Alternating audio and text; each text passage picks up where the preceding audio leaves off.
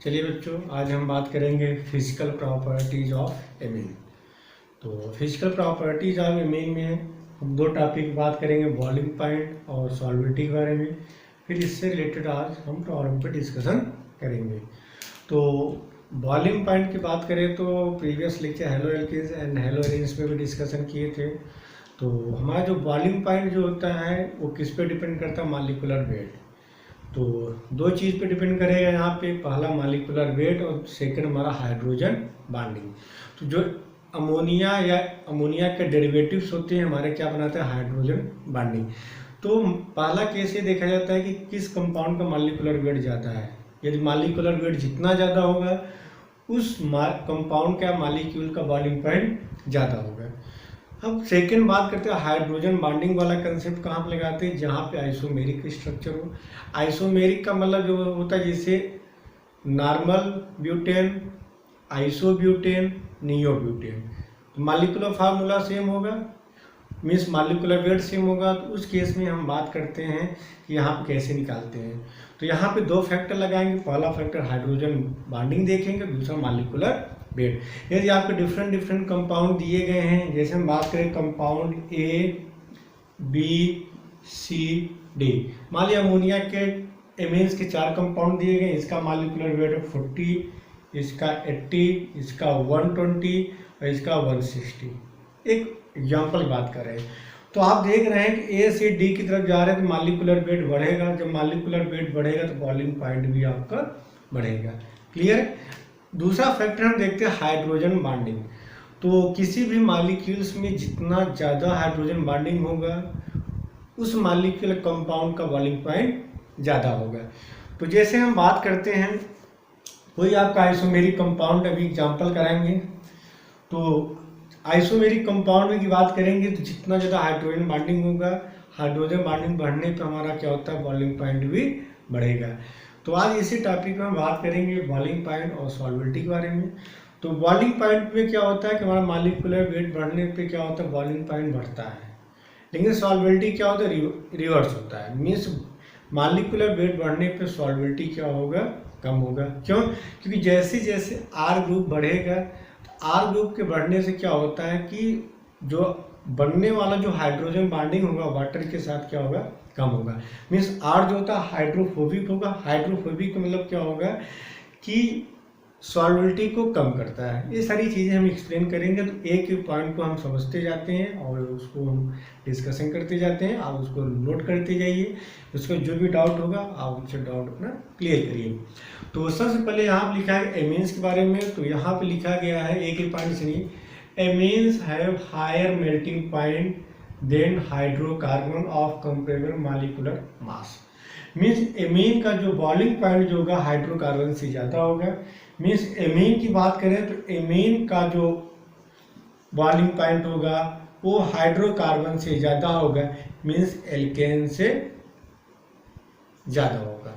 जैसे हम बात करें यहाँ एमीन का कोई कंपाउंड दिया कि जिसका मॉलिक्यूलर वेट कितना है? 60। और एल्केन की बात करें तो इसका मॉलिक्यूलर वेट कितना है? 60। यहाँ पे 60 है, यहाँ पे 60 है। तो दोनों का मॉलिक्यूलर वेट सेम है, लेकिन एमीन्स का जो बॉइलिंग पॉइंट होगा हाइड्रोकार्बन से ज़्यादा होगा। इसके पीछे रीजन है due to the reason that amines being polar.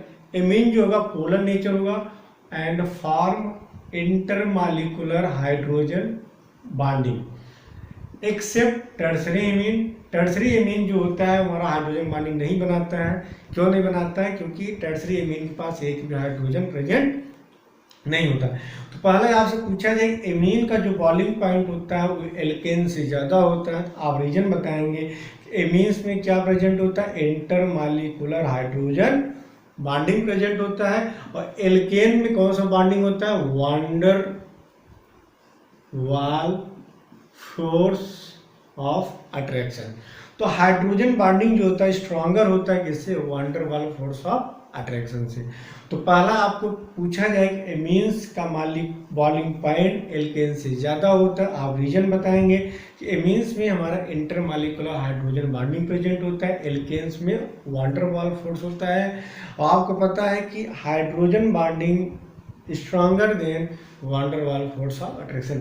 जितना ज़्यादा बॉन्डिंग होगा तो मीन्स एमीन्स के बीच फोर्स ऑफ अट्रैक्शन ज़्यादा होगा, तो उसको बॉयल करने के लिए आपको ज़्यादा एनर्जी देनी पड़ेगी। क्लियर? तो यहाँ तक समझ में आ गया होगा कि एमीन्स का जो बॉइलिंग पॉइंट जो होता है वो एल्केन से ज़्यादा होता है या हाइड्रोकार्बन से ज़्यादा होता है। इसके पीछे रीजन क्या होता है? एमीन्स में क्या प्रेजेंट होता है? Hydrogen bonding.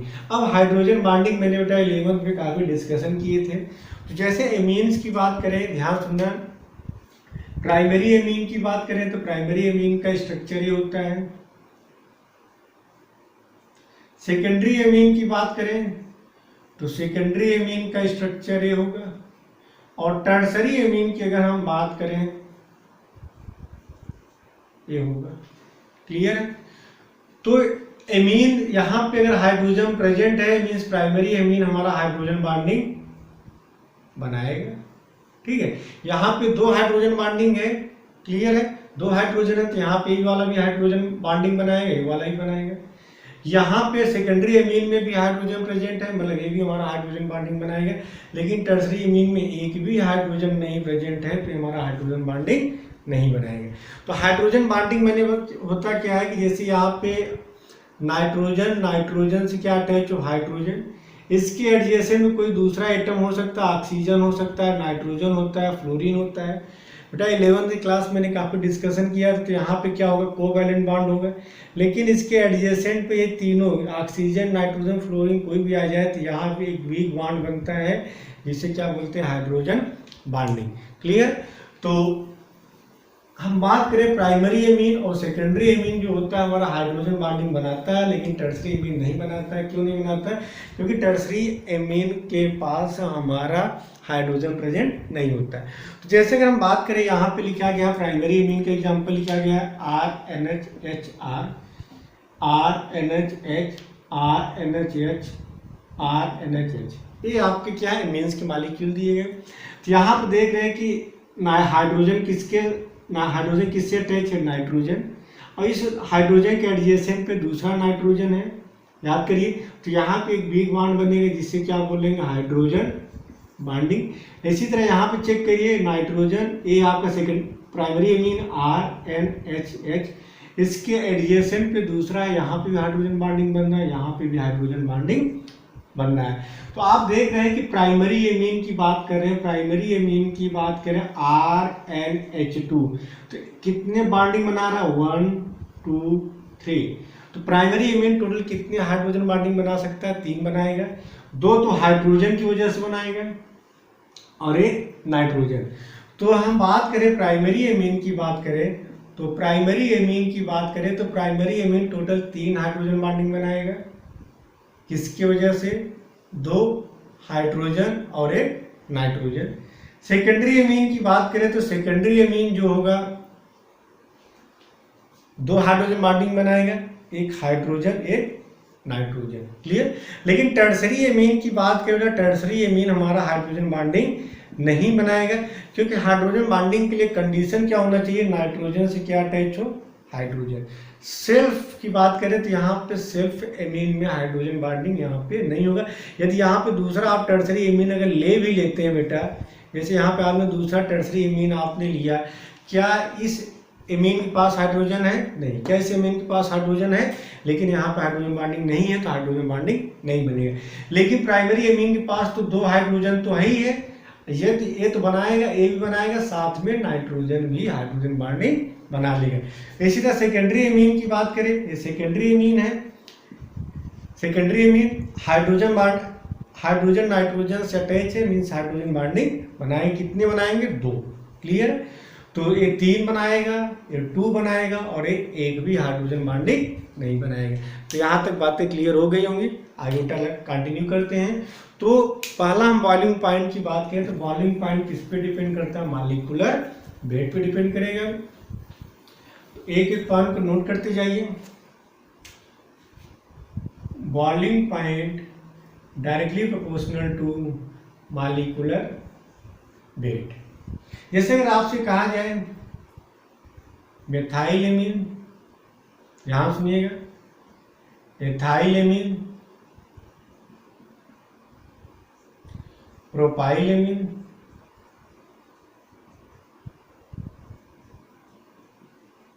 ये दिया गया है ए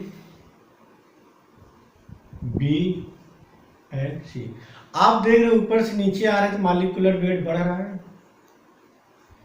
मॉलिक्यूलर वेट इंक्रीज हो रहा है। तो जब मॉलिक्यूलर वेट इंक्रीज हो रहा है तो आपका बॉइलिंग पॉइंट भी आपका इंक्रीज होगा। क्लियर है? तो यहाँ तक कंसेप्ट क्लियर हो गया होगा। चलिए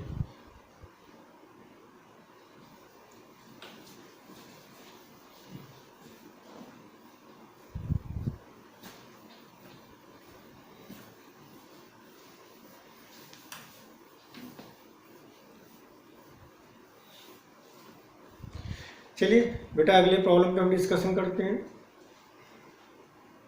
एक एक पॉइंट को समझना। जैसे यहां पे दिया गया है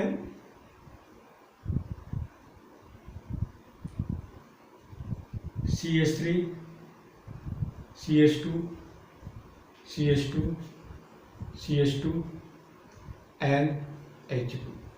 एक एक पॉइंट को सुनना बच्चों। दूसरा प्रॉब्लम जो दिया गया है CH3 CH2 CH3 H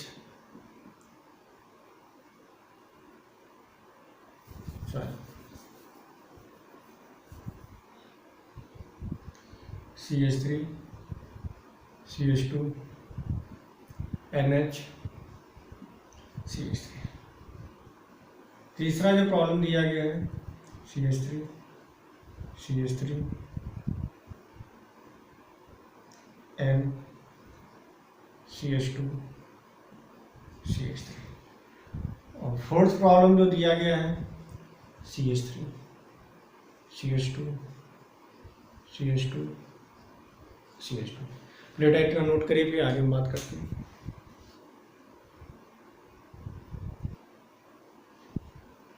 तो चलिए यहाँ पे बेटा प्रॉब्लम दिया गया है CH3 CH2 CH2 CH2 NH2 CH3 CH2 NH CH2 CH3 CH3 CH3 N CH2 CH3 CH3 CH2 CH2 CH2 CH3 CH3 CH2 CH CH3 CH3। हम बात करेंगे तो इसे क्या बोलेंगे, ब्यूटेन एमीन। IPAC बात करेंगे क्या बोलेंगे बेटा, ब्यूटेन एमीन बोलेंगे। सेकेंडरी तो इसे क्या बोलेंगे, एथाइल एथेन एमीन।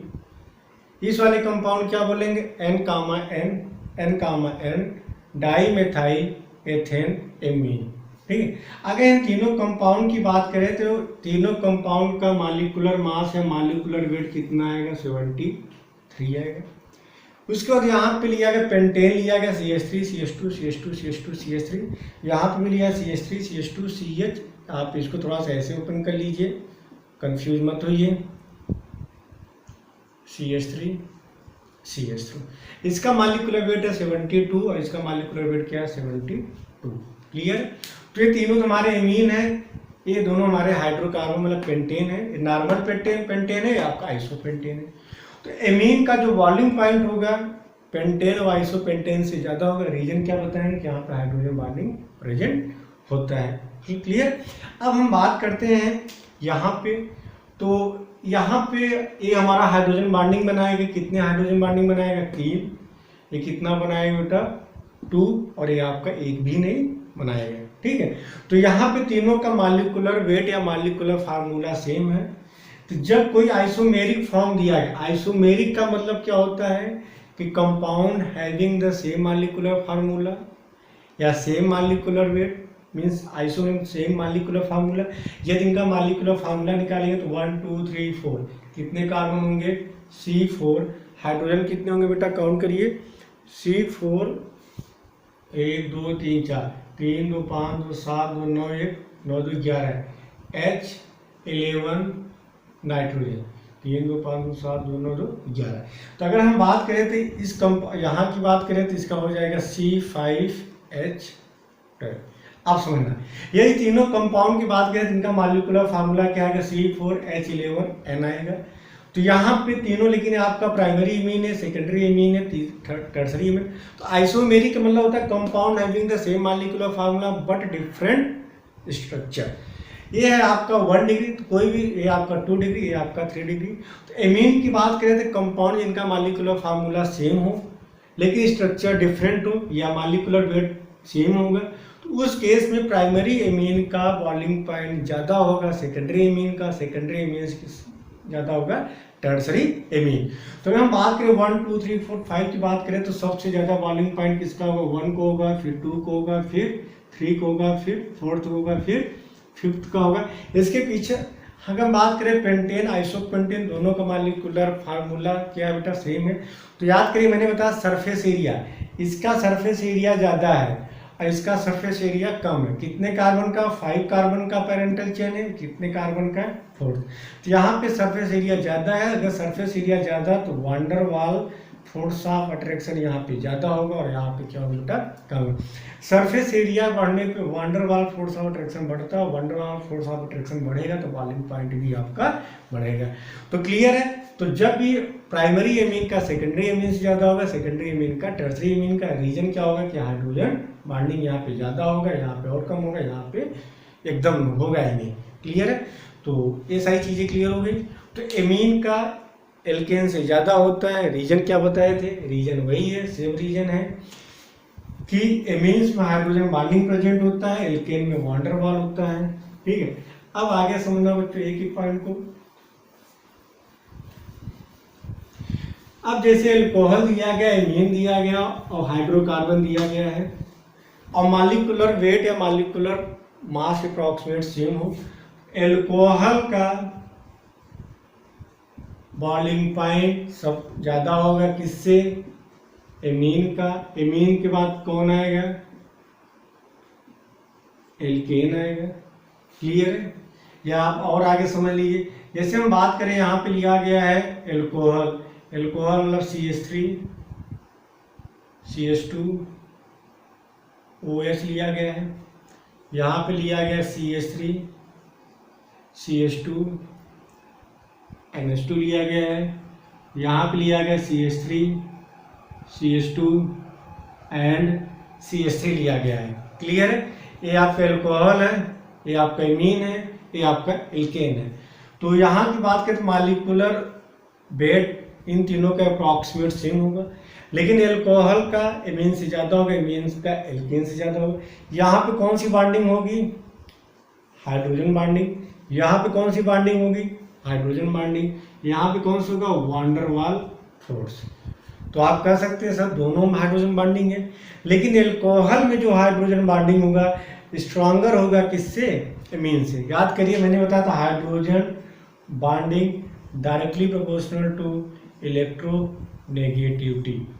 तो यहाँ पे ऑक्सीजन की जो इलेक्ट्रोनेगेटिविटी नाइट्रोजन से ज़्यादा है, मीन्स ये हमारे स्ट्रॉन्गर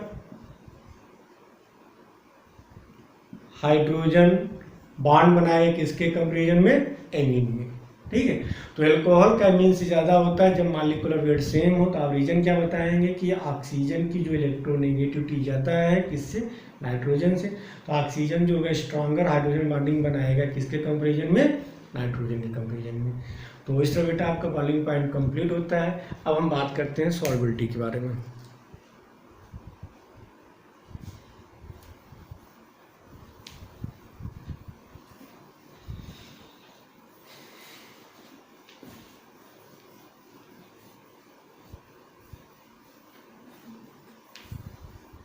चलिए छोटा सा बेटा सॉल्बिलिटी देख लीजिए।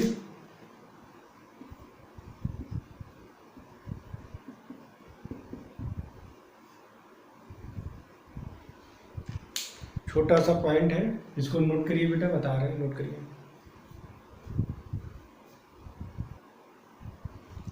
चलिए तो बेटा हम सॉल्बिलिटी के बारे में बात करने जा रहे हैं। तो सॉल्बिलिटी मतलब कि हमारा एलिफेटिक वाटर में डिजॉल्व है कि नहीं। तो याद करिए जैसे मैंने बताया एल्काइल हैलाइड जो होता है वो वाटर में डिजॉल्व नहीं होता। रीजन क्या होगा कि एल्काइल हैलाइड वाटर के साथ हाइड्रोजन बॉन्डिंग नहीं बनाता है। ठीक है। तो बात करें एमीन की बात करें तो एमीन जो होता है वो वाटर में डिजॉल्व होता है। तो पहला पॉइंट नोट करिए, solubility inversely proportional to molecular weight. ठीक, मॉलिक्यूलर वेट बढ़ने पर सॉल्बिलिटी कम होता है। इसका रीजन समझिएगा, RnH2 को अगर आप वाटर में डिजॉल्व करेंगे, यहाँ से R जो होता है हमारा हाइड्रोफोबिक इन नेचर होता है। जैसे जैसे R की साइज इंक्रीज होगी, क्या होगा, वाटर को क्या करेगा, रिपेल करेगा। जब वाटर को रिपेल करेगा सॉल्बिलिटी क्या होगी, कम हो जाएगी। तो एक एक पॉइंट समझिए बेटा, सब चीज़ें बेसिक है और एग्जाम में बहुत रेयर केस पूछा जाता है। बाकी हम इसमें काफ़ी डिस्कशन भी किए हैं। जैसे हम बात करें मेथाइलेमीन की बात करें और एथाइलेमीन की बात करें, इनकी सॉल्बिलिटी इन वाटर की बात करें तो ए और बी में सबसे ज़्यादा सॉल्युबल कौन होगा, ये होगा। किसके कंपेरिजन में, बी। क्यों, क्योंकि यहाँ पे इसका मॉलिक्यूलर मास कम है, यहाँ पे मॉलिक्यूलर मास ज़्यादा है। मीन्स यहाँ पे आर की साइज़ क्या स्मॉलर है, यहाँ पे आर की साइज़ क्या लार्जर है। तो ये क्या करेगा, जितना आर बढ़ता जाएगा वाटर में सॉल्बिलिटी क्या होगी, कम होती जाएगी। दूसरा वाटर की बात करें तो वाटर में डिजॉल्व इसलिए होता है क्योंकि जो एमीन्स जो होते हैं, चाहे प्राइमरी एमीन, सेकेंडरी या टर्सरी एमीन की बात करें, ये वाटर के साथ क्या बना लेते हैं, हाइड्रोजन बॉन्डिंग बना लेते हैं। तो एक एक करके एक्सप्लेन कर दे रहे हैं, इसको समझ लीजिए कि एमीन्स मॉलिक्यूलर वेट बढ़ने पे सॉल्बिलिटी क्या होगी, इन वाटर क्या होगा, कम होता जाएगा। क्योंकि आर ग्रुप क्या होता है, हाइड्रोफोबिक होगा। हाइड्रोफोबिक का मतलब क्या करता है, सॉल्बिलिटी क्या करेगा बेटा, कम करेगा। अब हम बात करें प्राइमरी एमीन, सेकेंडरी एमीन और टर्सरी एमीन जो होते हैं, तीनों वाटर में डिजॉल्व होते हैं। एक एक पॉइंट समझते जाए क्यों डिजॉल्व होते हैं, क्योंकि एमीन्स जो होते हैं वो वाटर के साथ क्या बना लेते हैं, हाइड्रोजन बॉन्डिंग बना लेते हैं। किसके साथ, वाटर के साथ क्या बना लेंगे, हाइड्रोजन बॉन्डिंग। प्राइमरी एमीन है था ये आपका,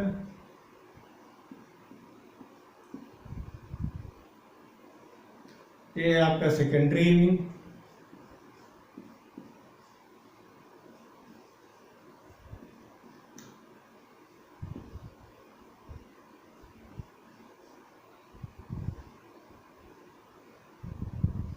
ये है आपका टर्सरी एमीन।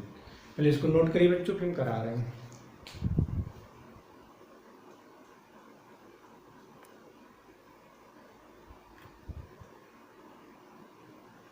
चलिए एक एक पॉइंट बच्चों समझिए।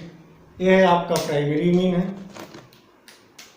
RnH2, ये होगा प्राइमरी एमीन। ये हमारा होगा सेकेंडरी एमीन और ये हमारा होगा टर्सरी एमीन। तो प्राइमरी एमीन, सेकेंडरी एमीन और टर्सरी एमीन की बात करें तो वाटर के साथ क्या बनाते हैं, हाइड्रोजन बॉन्डिंग। यहाँ पे समझिए ऑक्सीजन से क्या अटैच है, हाइड्रोजन।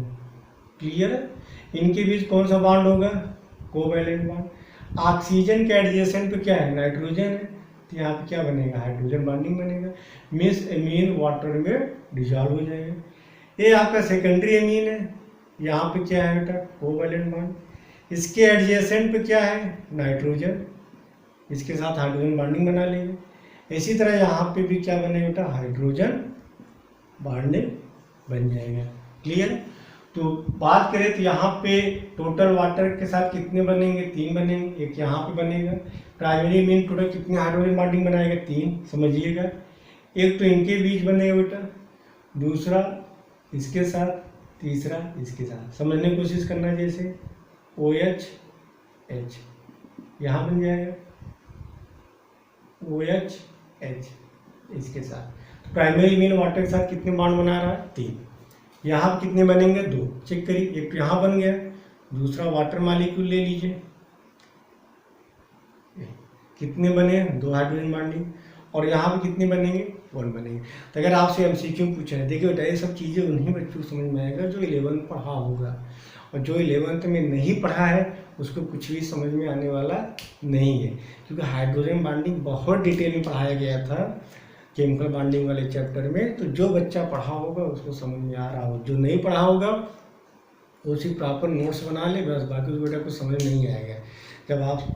तो यहाँ पे देखिए प्राइमरी एमीन वाटर के साथ कितने हाइड्रोजन बॉन्डिंग बनाता है, 3। सेकेंडरी एमीन कितनी बना रहे हैं, 2। प्राइमरी एमीन आपका 1।